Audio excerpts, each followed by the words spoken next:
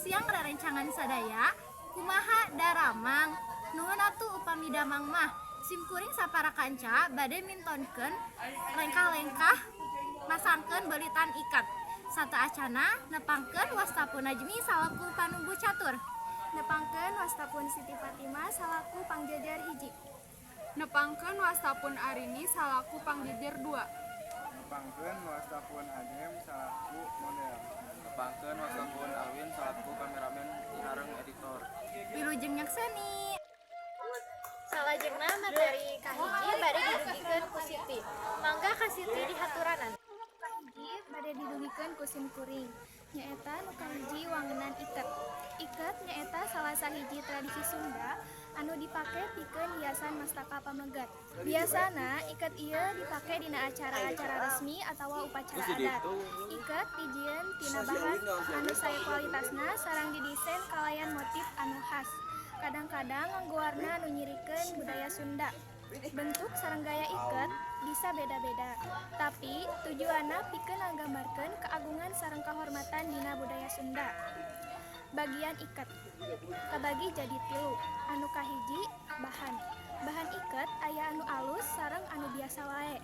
Bahan anu dipake dina iket parengkos kedang umumna teh bahan anu kuat jeung awet, saperti karet, kulit, atawa bahan sintetik anu bisa tahan banting.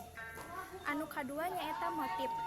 Motif iket aya anu renyep, polos, sareng motif batik sisina hungkul.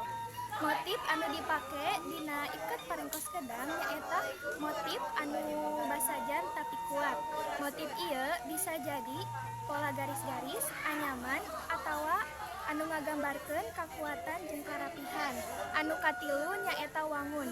Wangun iket kabagi jadi 2, aya wangun iket pasagi jeung juru tilu.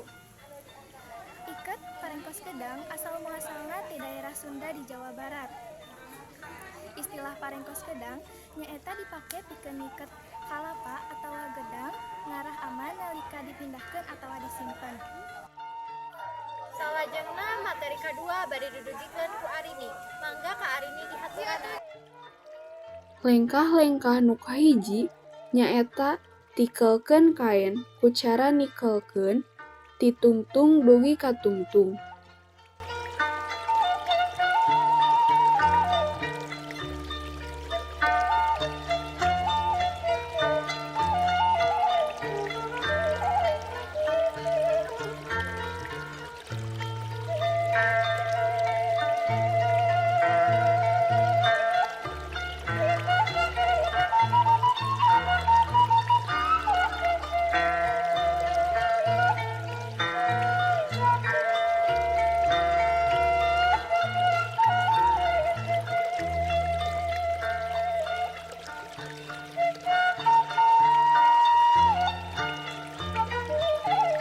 Nu kadua, tempatkeun dina sirah.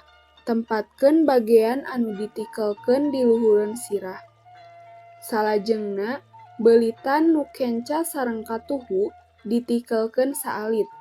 Teras ditarik ka payun duanana. Salajengna dibeulitkeun ka pengker. Nu terakhir, beulitan ditalikeun sing pageuh.